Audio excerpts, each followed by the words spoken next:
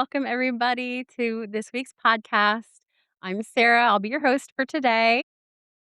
And I'm Sheena, the co-host for today. I do want to apologize for last week. I'm so sorry we were not able to post an episode. Had a family emergency. Everything's okay, but just wanted to apologize once again. And I hope that you guys will enjoy this episode. A week late, but hopefully you'll enjoy it.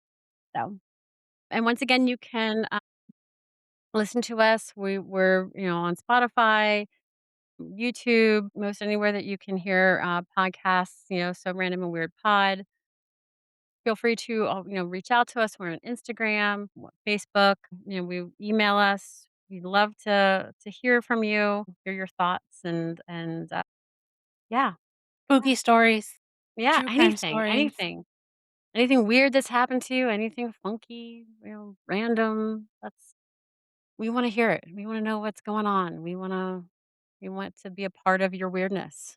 So, we enjoy weirdness. We love it. We embrace it. So Yes, as I'm sitting here with purpley pink hair. I saw you had, like it was, like, crimped too. It was like a crimpy thing. Was that Yeah, a recent picture? Because it was like a yeah, crimped that was purpley. I saw that. that was Wednesday. Okay. I like it. Yeah, I was like, Wednesday. "Ooh, getting all wavy," and I have Yeah, straight hair. I have to pay phenomenal amounts of money to actually have my hair be wavy and pretty and instead of just brown and straight and stick. So, I have I have baby fine hair that is straight. So, believe me, the amount of hairspray that was used to do that is a lot. It's a triple barrel. well, every time I get into the creative mood and wish to try and curl my hair, one side turns out beautiful and just Mhm. perfect and bouncy curls. And the other side is limp, like just horrible. And I'm like, I feel so unbalanced. Yeah. I'm just like, this side's nice, this side's sad, this side's nice, this Yeah. side's So sad. then you, like, half pull up the one side and you're like, Exactly. "Okay, And I'm let's go." like, this doesn't work. What the heck? So, all right. So, as some of you may remember, if you listened to our last episode, my last episode,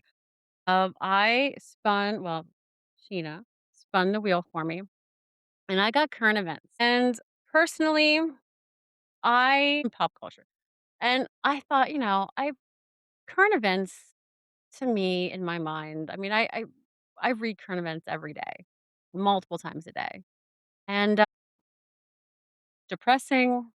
It's frustrating. It's angering, and I thought, nope. I wanna stay positive. I try to be a positive person, I want happiness. I wanna be cheerful.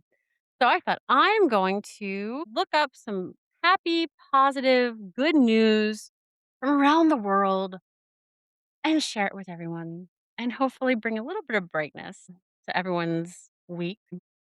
So, yes, I have an absolute feast of good news from around the world, and it's, the world is out there. It was so nice to know the world is out there solving our problems quietly, making I know art, I sent you a inventing. few things Oh, you because did? I knew that I did, probably Oh, on Instagram, but I didn't see it. Oh, sure. look Okay. it I I I I I'm so bad. I don't go on Insta. I up. check out our page, but I don't go on Insta a whole lot. But, are you able to pull it up? Yes, I can pull them up. Okay. Maybe if we I think, I think I timed my for about 45 minutes, but maybe if we can share it, as well. I'm sorry, I epic fail. Okay. But, yeah, so I'm going to start by talking about cows. Well, So there is a cow in Austria. Her name is Veronica, and Veronica has been doing something that no cow has done in the 10,000 years of living alongside us, human history. She has been using tools, specifically a broom. So she has found a broom that she likes to use to scratch herself. But here's what's really impressive to me. It's not just, like, one side of the broom. It's, like, for her tougher, like, areas and her back, she uses the bristle end, the hard end. For her belly and more sensitive areas, like her udders, she uses the handle. And I'm just like, "Oh my god." So she's actually developed her own, like, skincare routine, you know? Mhm, And so she has been, the, scientist from the University of Veterinary Medicine in Vienna has been called out to check her out because, this does not happen. And Dr. Antonio Asuna Mascaro has been quoted saying, "We were not expecting cows to be able to use tools. And we were not expecting a cow to use a tool as a multi purpose tool. Until now, this has only been consistently reported in chimpanzees." So Veronica has just elevated herself to the level of a chimpanzee. So it's kinda cool. Her owner, his name is, get this, Whitgar Weagle. Love the name. His simple response was, "Save the nature, then you protect yourself." mhm. He loves, the cow, and he's been proud of her, and so now we have chimpanzees who are using tools and a cow. Kinda cool, kinda cool. Next bit of information, moving, still in the animal kingdom, we go to Florida. So, good news for sea turtles in Florida, which, of course, there's no good news coming out of Florida right now. So, after the devastating 2024 hurricane season that absolutely wrecked sea turtle nesting numbers, 2026 is shaping up to be a banner year for the endangered species. Nest counts are up significantly on Florida beaches. So, sea turtles are are thriving right now, which is yay. That was so Yay. awesome. I was so happy to hear it. I'm I know, So I remember us as kids. That's when we started with, like, the cutting the soda can holders. mhm, yes, I Yeah. I still do. I still do. I don't even know if we should anymore, I don't know, but I mean, I still do. So, yeah. Moving on to Australia. 2 awesome things happened, in the news this week, which seems unfair to the rest of the world, but yay for Mm, Australia, they got it going on. Scientists just documented a humpback whale that traveled from breeding grounds in Australia all the way back to Brazil and back. So, it was a journey of over 14,000 kilometers. So, this is more than the distance from London to New Zealand. This single whale made one of the longest animal migrations ever recorded. Phenomenal. I can't imagine. I mean, I don't know. I guess it has no life, but hey, whatever. The second Australia story, scientists are exploring deep underwater canyons off the coast of Western Australia, and they've uncovered what they're calling a hidden world of bizarre and elusive marine life, including signs of the legendary giant squid. hmm. So Did you see did you see about the little blue octopus? I saw the little blue octopus. I Oh my saw the little blue gosh. octopus. That was so freaking cute. I loved it. I was like, "Oh my god." I loved it.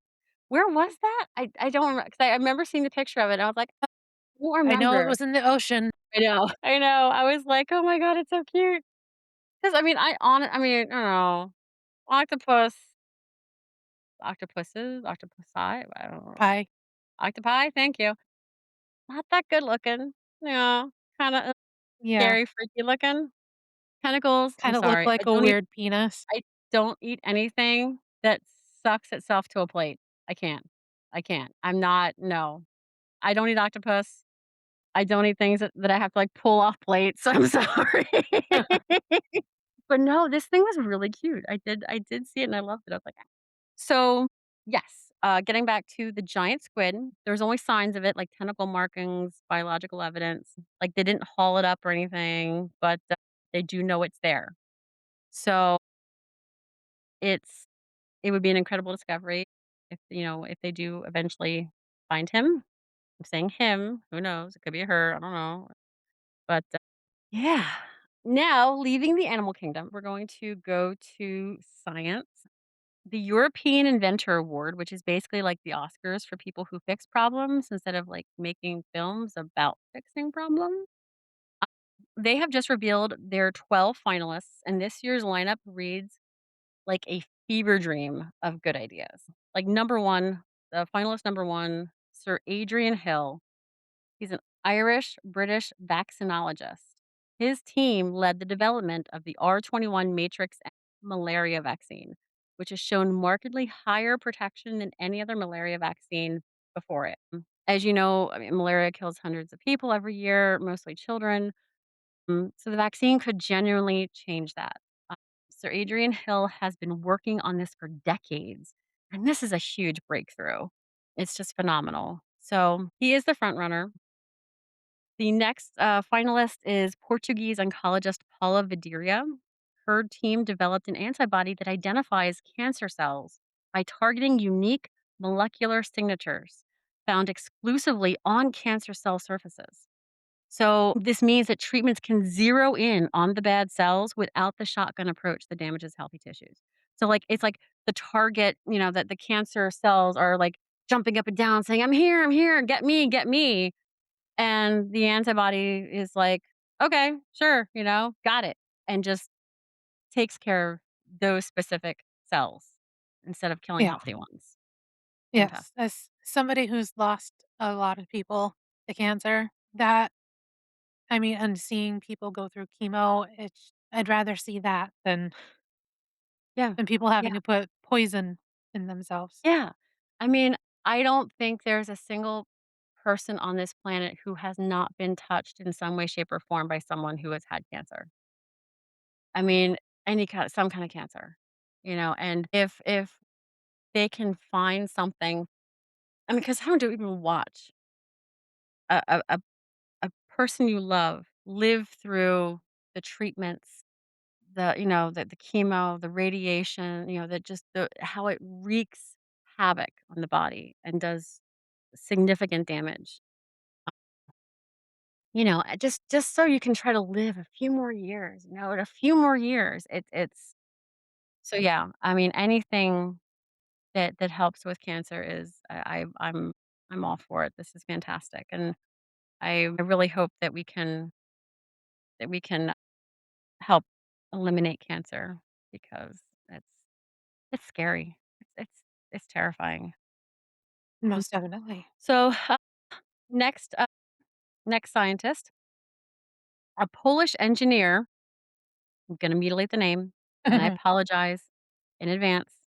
Don't laugh at me. This No is this. ten n no offense taken Okay, as thank you, 'cause, I a Polish Olszewski, person. exactly. His name is Przemek Ben Pakzik.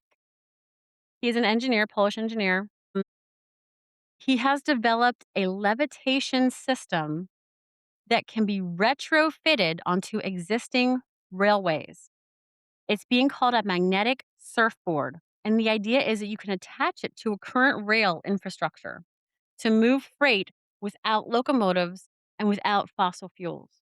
So it's all magnetically done. So it's like hovering freight trains over existing rails without burning any kind of fossil fuels or any kind. I mean, I think That that's absolutely incredible. I mean, you don't have to tear things up and put new things down, and that's because that's an expense, and you're helping the environment, and it's like Back to the Future, like the hoverboard, But I mean, it's or Black Panther, where yeah, they yeah, yeah, yeah, yeah. So that's absolutely phenomenal. It's shortlisted for a major European prize. And, it's extreme. I mean, it's real. I mean, I think it's now, of course, will this country ever get it? Probably not. Well, at least maybe not with, current administrations, but it would be so cool. And I do hope that it becomes worldwide because I mean, we need to do something to help save this planet. We need to do Mhm, something. definitely. Where's Captain Planet when you need him? Exactly. Captain Planet. He's our hero. Oh my god. Take pollution down to 0. Oh god. Sorry. I digress. Now on to some energy news. So, wind and solar combined for the first time in human history, by the way, wind and solar combined generated more of the world's electricity than natural gas back in April of this year. Well, wasn't So there a Scottish city that they had converted to wind, and because of how much wind that had gone on in the city, that their whole entire, like, electric grid was, like, powered over, like, 200%. yeah, yeah. I read that too. I forget, I don't know the city's name, but yeah. So, like I said, wind and solar, 22% of the global electricity. Gas was at 20%. So it's a flip that analysts have been forecasting for years, but watching it happen in real time, something else entirely. And it's not just a blip. Analysts at the energy think tank Ember say this is part of a broader structural trend, not a fluke. Countries around the world have been expanding renewables aggressively because they're cheaper, they're homegrown, and they reduce dependence on fuel imports that can be weaponized geopolitically. So, Yeah, and, like, totally, if I was to buy a house again, I would be investing in solar. yeah, yeah. Well, I mean, Mike and I really considered, if we wanted to do solar because our furnace bit the big one a few months ago. We knew it was gonna happen. We knew it was coming, but we were hoping for a little bit more time because we just had a huge plumbing issue. But yeah, we talked about, do we wanna do solar, but he was so afraid of, there's so many companies out there that scam you, where Mhm, you buy, you have to, like, where it becomes more expensive than, like, mhm, because they make you buy this, or there's fees, or there's hidden. So, I mean, he was not really sure who, like, the legitimate companies were. So we went with gas. We left oil completely. We're done with oil, mhm, and, our neighbors on the other side of the house already used gas, and so there was a hookup, so we went with gas. But, yeah, we if I could have had my way, it would have been solar all the way. Solar all mhm, the way. Alright. So, I love this part. I found some really cool stories about human beings just being amazingly awesome, and this made me feel so good inside, and I was like, "I have to share these stories." So I'm gonna start in Iowa. There was a second grade teacher named Kim Rolfe. She worked at Westwood Elementary School in Ankeny. I said that wrong. I apologize, Iowans. No. Anyway, so she was retiring, and before she left, she spent months making custom quilts for every single one of the students in her class. Not wow, one quilt, not a class quilt that everyone could sign, or not, individual, personalized quilts for each child. Every student got one made by their teachers to take home with them forever. I wow, just that's I can't, I mean, can you imagine the patience, the love, the dedication, that's what it means to be a teacher. That's what it means. You and I had some nasty elementary school teachers. You and mhm, I had some teachers who, I'm sorry, I personally felt they were just there for the job. They weren't there mhm, for the kids. And I I only had 1 or 2 teachers that I really truly connected with my first 6 years of school, kindergarten through 5th grade. And that's sad. That's sad to have a child feel like that teacher is not there for them, that teacher is not there to help them, to guide them, to comfort them when they need it. I mean, this woman just emphasizes what a teacher should be. Someone who loves and cares for her kids, and, is yeah. I just I was like, "Oh my god." My heart fluttered. Okay. So there is also, there's an 8-year-old in Ohio who was playing in, his backyard who tossed a paper airplane over a fence, and it landed in the neighbor's yard. The neighbor picked it up, went over to return it, and somewhere in that exchange, a friendship began, and that changed their lives both forever because somehow Taylor Swift got wind of it, and the paper airplane reached Taylor Swift. The specifics of what Taylor Swift did are somewhat vague in the reports, but the general Uh-huh. vibe is she saw the story. She did some things that were very generous to both the kid and the neighbor. And now there's a phrase: "A paper airplane tossed over a backyard fence" is being used by actual journalists in stories. Huh. So it's interesting. I don't know. Like, two lives were changed because of a neighbor's kindness, because a kid threw a airplane over a fence, and Taylor Swift got involved. I don't know, it's weird, but I mean, I I do know she is very generous. I don't know, like I said, I wish they would've been more specific with what how generous she was with and what the specific instances were, but I know she's generous. You read stories all the time about her doing kind things and helping out, fans and things like that. So, it was interesting, and I thought, "Oh, okay." Taylor Swift, so many Swifties in this world. Fun thing about dads.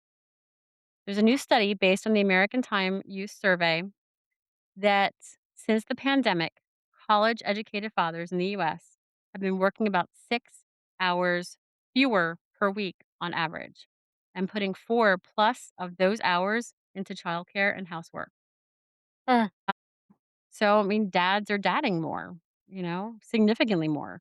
The research shows that this is partly driven by the rise of flexible and remote working, which gives fathers the physical proximity and schedule flexibility to actually be present in ways previous generations simply just couldn't be there, which I thought that's awesome. Like, I know a lot of things have changed since the pandemic, like, and me personally too. Like, I feel like there's so many more important things in this life and work than, Uh-huh.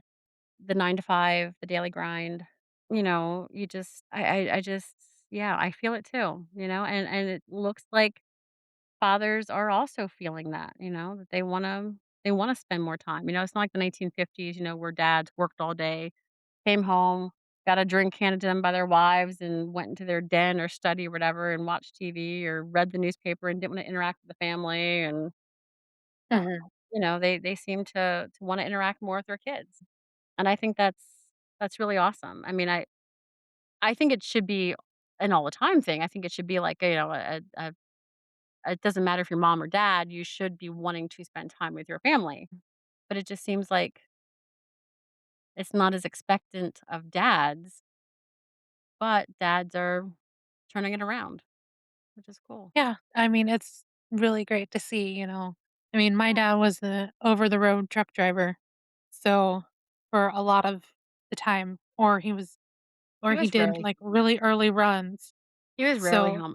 I remember, like, when your dad was home, I was like, "Oh, well, that's cool," because he was never there. yeah. So, alright.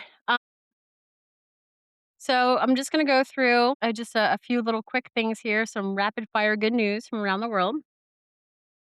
In Helsinki, Finland, they have opened the longest bridge dedicated exclusively to pedestrians, cyclists, and trams. No cars, zero emissions, not just zero emission transports, nothing. Zero emission transports only. The city has been systematically redesigning its urban infrastructure to be cleaner, quieter, and more connected. So they've identified the problem. It's cars. You know what? Done. So that's kind of cool. I mean, the result is a city where people can breathe better, they can move around more freely, um, and they don't have to worry about hurting the environment. So longest bridge. That's cool. Someone's interesting. So in India, there are Hindu temples in India that are beginning to introduce robotic elephants as a humane alternative to using live elephants in festivals and ceremonies. So they're about 11 feet tall. They're lifelike. They can flap their ears, they move their tails, and they can spray water, which is like replicating traditional ceremonial roles without any of the welfare concerns that come along with keeping elephants in captivity. So they have found a way to build these life-size, emotionally convincing, ear flapping, water spraying robot elephants to protect actual elephants. I thought that was really That's cool. good. Mhm. Because I mean, they I know they do, factor into ceremonies and things like that. And, I get animal activists who are concerned with the keeping of the animals and how they're raised and how they're, held. But I mean, this is a great alternative, I think. In Australia, again, Australia, they're having a week.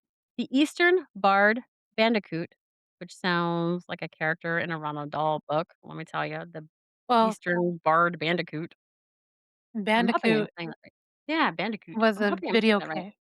Bandicoot. There was a video game Was it? with Bandicoot. Yeah, back in the Bandicoot? '90s.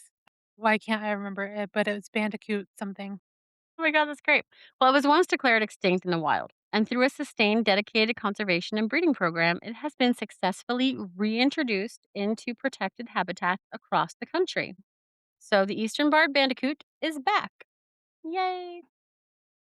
Yeah, I mean, it's just it's an interesting name. I wonder some of these names, I don't know how they come up with them. I really don't. I mean, I know like some of them like Latin, but I mean Bandicoot. What is that? But yeah, it's they made a plan. They were able to breed them and they released them, and so now they're back in the wild, running around Australia again. So that's awesome. I love when I hear stories like that because it just makes me feel so good. That it's like the species has a chance again. The species has a chance again, and I love it. In Portugal, in the I'm gonna try to pronounce this Halento region of Portugal, the first large-scale elephant sanctuary in Europe is under construction. Europe has est Europe has an estimated 600 elephants still living in captivity, many of them after decades in confined spaces. This sanctuary will give them space, dignity, and something approximating the life they should have had. So I think it's really awesome because mostly like in zoos and circuses with histories that predate modern welfare standards, these elephants were living in captivity and in cramped spaces. And now Portugal's rolling out this landscape where these elephants can just live and be elephants and live their best lives. I mean, can you imagine, like, living in an enclosed small space, like a concrete enclosure for 30 years, Mm. and finally be able to just roam and live and see, like, the horizon and not, like, concrete all around. So, in France, they have, thousands of kilometers of disused I can't talk, railway tracks that are too old and costly to rebuild for modern heavy trains. So they've been sitting there, rusting, going nowhere, until a startup had an idea. Instead of rebuilding for full size trains, they've designed a hybrid electric van called a ferromobile that drives on the old tracks. So it's a van that drives on the old train tracks. It's small enough to use the old infrastructure. It's electric and it's potentially revolutionary for rural connectivity. So they've abandoned the the big trains and they're going with little vans that Yeah. can ride on the same reuse. What is that? Reuse, renew. What what is the R's Recycle, again? reuse, renew.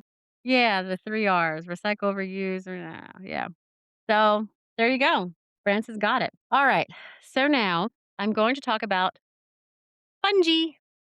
Fungi, whatever, however you wanna say it. I say fungi, but I think it's what, fungi? Is it fungi? I think Fungi. it's fungi.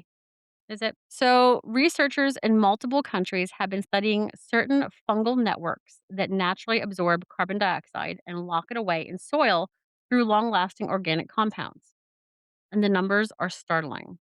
Soil already holds more carbon than the atmosphere and all plant life combined. The ground beneath your feet is already one of the planet's biggest carbon stores, and these fungi fungi are enhancing that process, pulling carbon out of the atmosphere and essentially burying it into the earth for decades.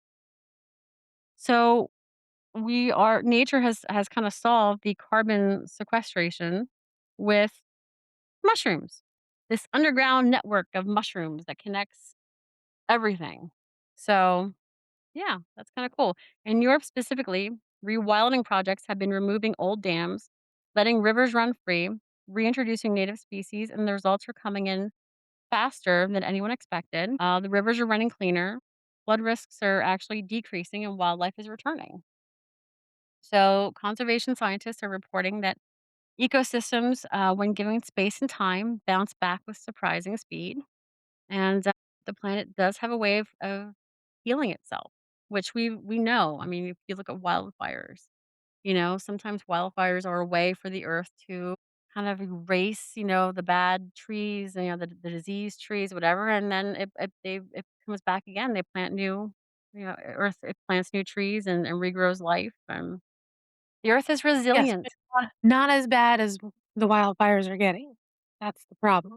Yeah. Well, we're talking about like the natural wildfire, not like the man-made, Mm. like the Right. I threw a cigarette butt out the window and now I started, a new fire in California type of thing. But yeah, there is a researcher in Ithaca, New York, at Cornell, who is taking what sounds like casual walks through a local cemetery. And in the process of the walk, she discovered something in the ground beneath her. Roughly 5.5 million bees. I remember when I first read the story, I'm like, oh my lord. Yeah. So ground nesting bees. They were packed in an area of the cemetery soil. Scientists believe it may be one of the largest bee aggregations ever documented on Earth.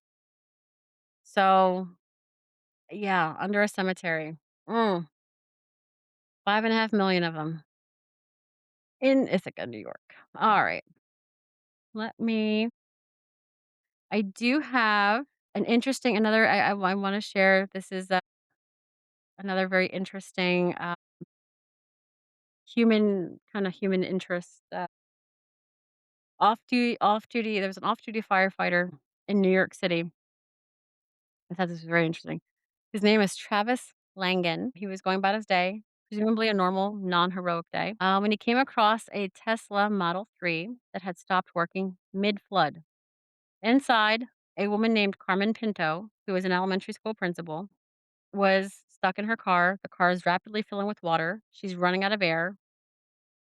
He gets on the roof and he punches through the roof. Well, it's a Tesla, Punches through of the Tesla. Punches through the roof. Okay. Now, I mean, they're famously sealed units, Teslas. Okay. Famously, I mean, they're like very expensive lunchboxes. You can't just karate chop a Tesla. And yet, but it can burst into flames. yeah. And it can flood as I think, 2 guys in Texas, figured out. They wanted to see, I guess, how their car could drive in water because it's, supposedly able to drive through water, and it got stuck. I'm sorry. I had to laugh at that one. So, yeah, so he was going about, being a hero. He, Carmen Pinto, she survived, she's okay. She got to go back to being a school principal, but he was able to save her, and he was just like, "Yeah, I'm a firefighter, this is the job." I mean, he just was very casual about it, and obviously, he doesn't he's a firefighter, so, he's just doing what he does naturally, but, saving somebody that he saw. But I did think that was an interesting story that I wanted to bring up as well because he punched through automobile steel, like automotive steel. I think like Hulk smash, Like, how do you do this? Like, with no tools, with no yeah, but so yeah. Were you able to find Yeah. Cool. Yes, I Mm. did. You wanna So, I sent it to you like a week ago. So this is all stuff that was posted a week ago. So, again with Australia, they introduced a first MRI device that freezes tumors and relieves pain without surgery. Yeah. I mean, there's not a lot of information on these just because it's a post. So, it's just little snippets. So then there's a doctor in South Africa who became the first to restore hearing using 3D printed ear bones. Hmm, that's cool. That's cool. In Canada, dogs get picked up by a bus and are taken to a daycare so they can play instead of staying home alone. Oh my god, I love it. I love it. Mhm. That's so awesome. That needs to happen, like, in this country so badly. So badly. I would totally do that, except for I just don't want to take care of dog poop. Yeah. That would be the downside.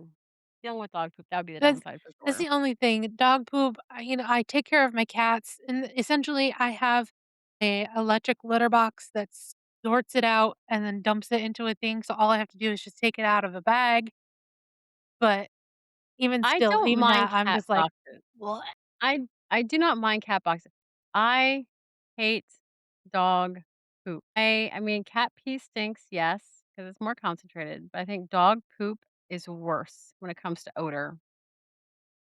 When Mhm. Cookie, like, messes her pen, like, if she, like, because she just has, like, no control, she just goes whenever.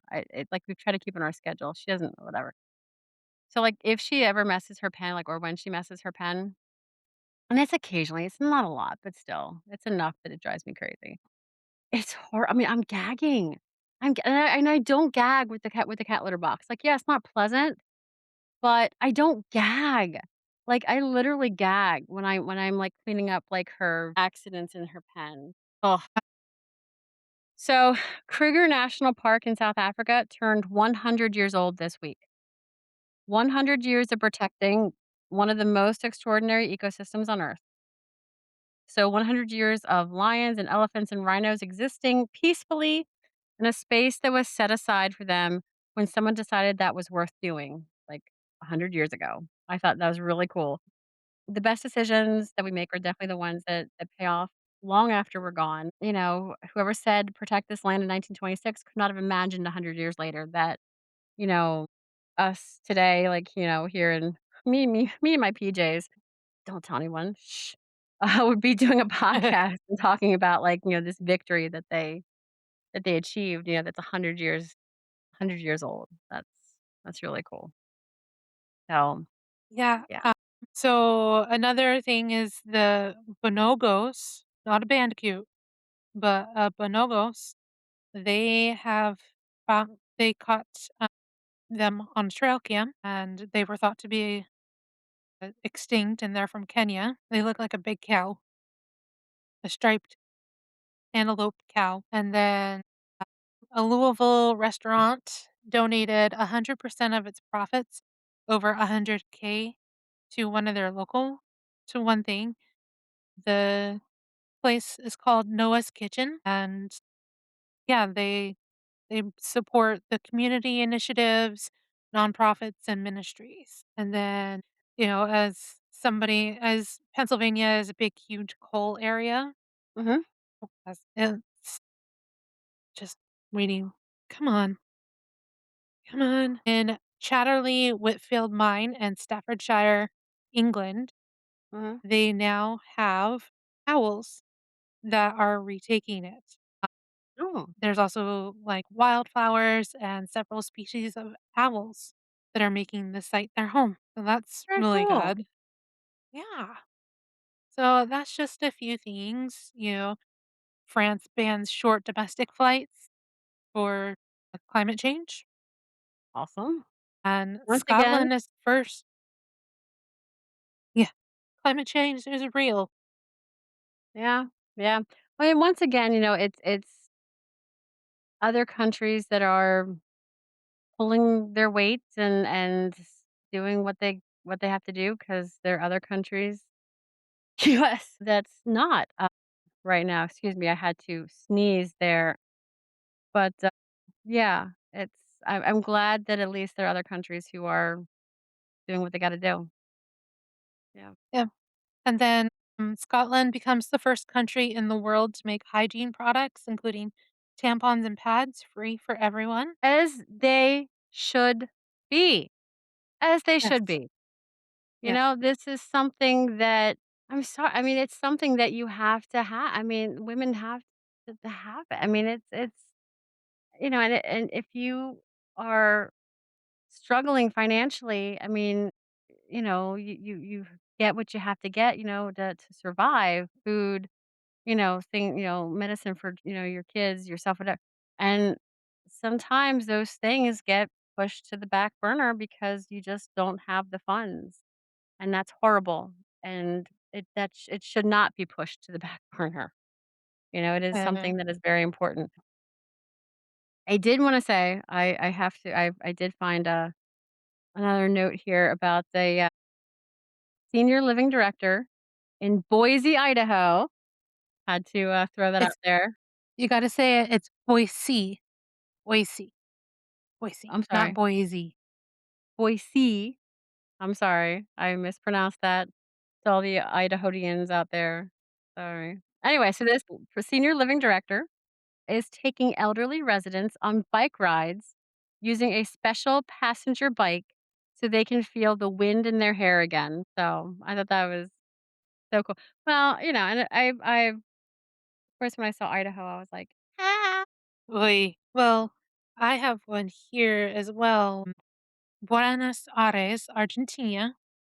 There are 4 friends with Down syndrome. Their Mhm. names are Mateo Kawaguchi, Gauchi, Leandro Lopez Padros, Franco Noceda, and Mauricio Roldan. And they constantly have had rejection because, of having Down syndrome. So Yeah. they pulled their skills together to start a massively successful pizza catering business. They Wow. now employ they now employ over 20 other young people with Down syndrome and travel to events to cook fresh pizzas and empanadas, Oh my god, that's so cool. That's so which cool. is yeah, like for me, my dream job would be to have my own candle and body product business, and I would definitely look to hire people with disabilities and also try and see if like people who are getting out of domestic violence situations. Yeah. That's that that's my dream. Yeah. I'm putting it out Yeah. there so that way I'm manifesting it, bring it Exactly. in. Exactly. You're sending it out there and hopefully it'll come back to you. Do you have I'm sorry, did you go ahead. I was just gonna say here that South Korea has shut down the dog meat market, which has helped save about 80,000 dogs per year. Yay. And Iceland legally guarantees equal pay for men and women, making the gender pay gap illegal, As once which is again, it should be. Yes. Yes. mhm. And then Finland has become the happiest country in the world for the ninth year in a row. And we could all take a couple of lessons from there. Exactly. Many lessons from there.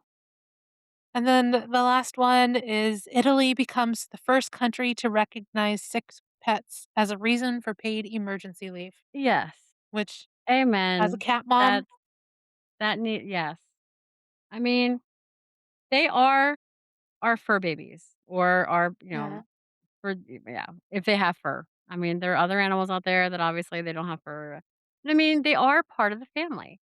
And if there hmm is an emergency, I mean, you don't want to you can't just leave them be. I mean, you have to take care of them. You take them to the vet's office, to the emergency vet. Yes. I mean, it's exactly. time I that mean, people started seeing animals as not just animals, that they are living, breathing, feeling creatures that should be treated with respect and love and care. Yes. yes, yes, especially because, like, yeah, it's coming up on a year here shortly in July. My oldest cat, Dane, he would have been 20 this year, but he started showing signs on a day that I had to work. And So I left to go to work and I was just like, I cannot be here.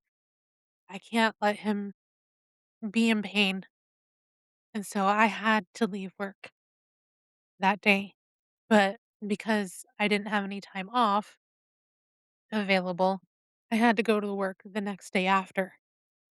And and of course everybody came up to me, "Are you okay? Are you okay?" And I'm like, "Please don't talk to me. I'm not Yeah, okay." yeah, yeah. I mean, it's because especially, for people who, you know, like, they're your support animals, they're your support, it's not just a pet, to Mhm. you, and my Aunt Ruth, she has it in her lease with her apartment building that she has to have a support her cat. She has to have a cat. That's her support animal, her anxiety, her, depression or her social anxiety, I mean, that's she talks to her cat, and it's a family member. It's, Mhm. a companion, a real Right, and companion, and it's so much deeper than just, an animal, love. It's a deep yeah, love and affection. like, my animals are my support animals. I talked to a therapist about it, and I'm like, "Look, I cannot literally, if I don't have them, Yeah, I won't be here." you can't Because survive. Yeah, I get yeah, it. because, like, Twinkles, she's gonna be 18 in July.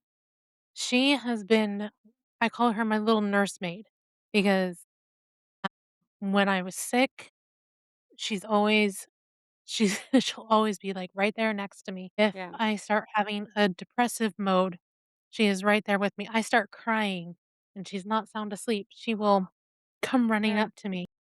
yeah, Like, I remember this one time I had been in the hospital was when I was in Pennsylvania, and she I got the bill for being in the hospital, and I was home alone, and so I, like, collapsed to my knees because I'm like, "How am I supposed to do this?"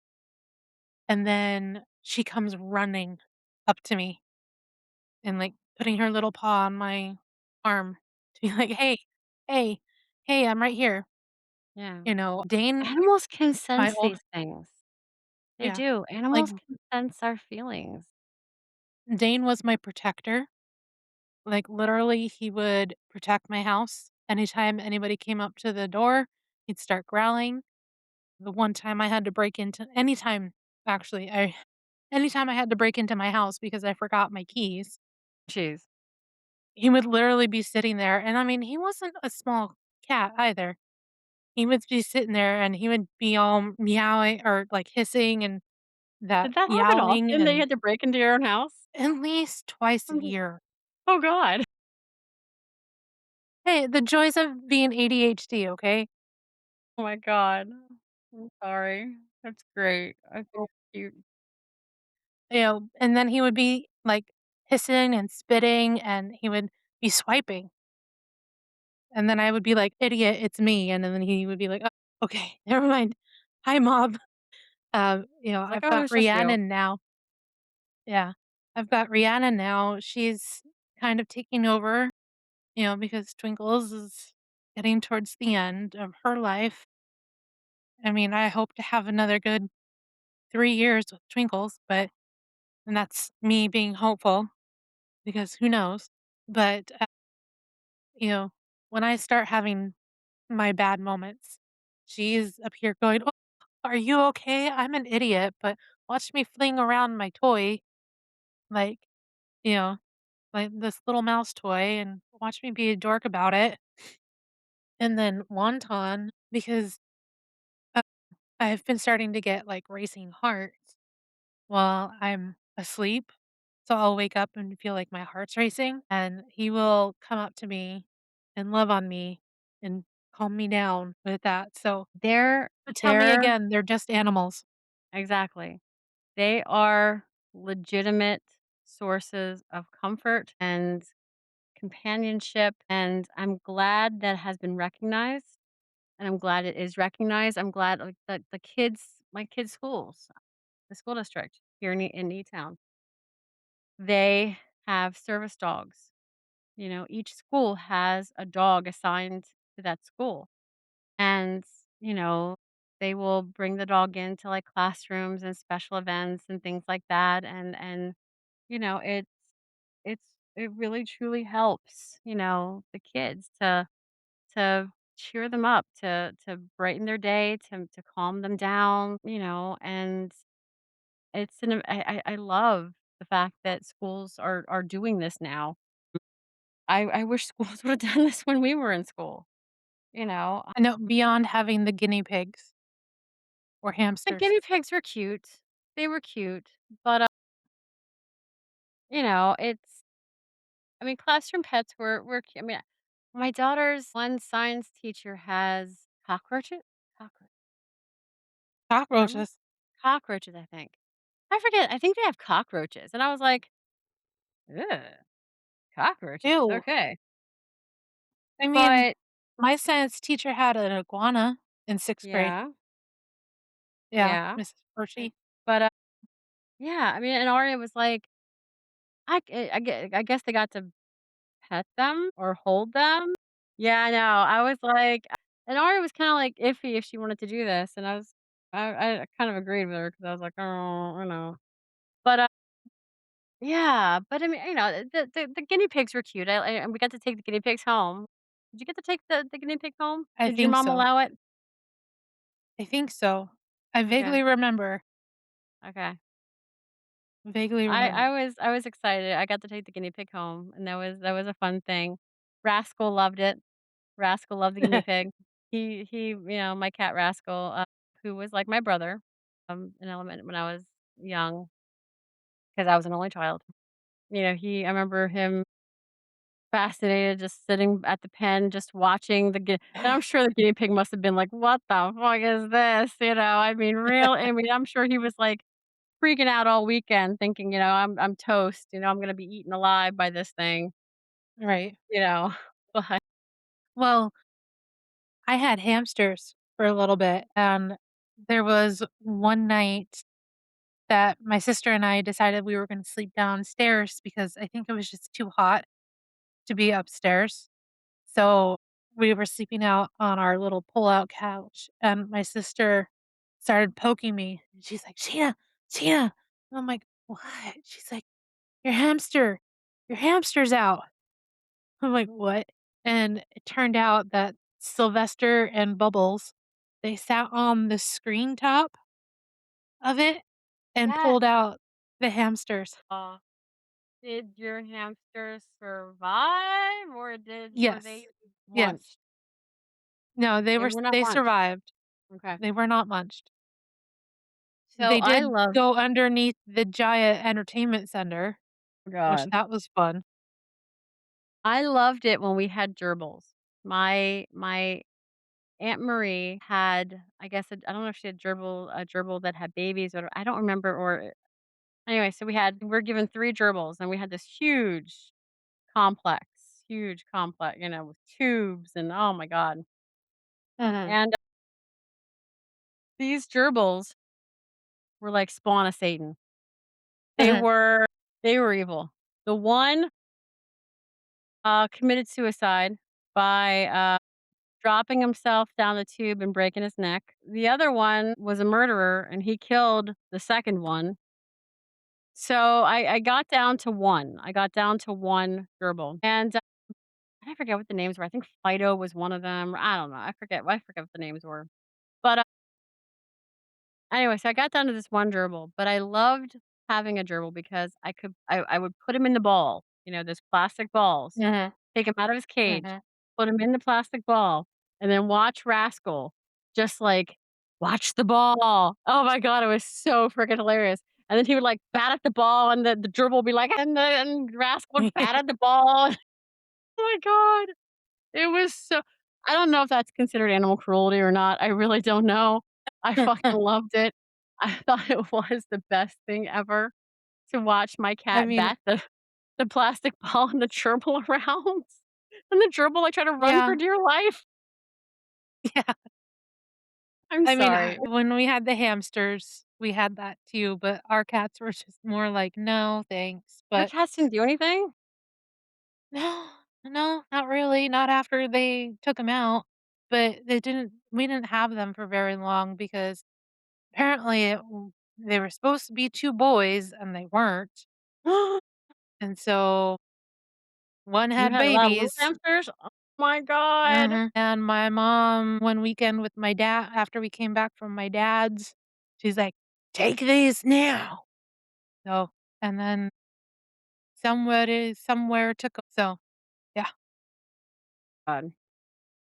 So, Knowing your I don't dad, know, who knows? whoever got my JTT was the one Oh that my gave birth. That's right! You named him JTT, I forgot about that. I do remember He that. was supposed to God, be JTT.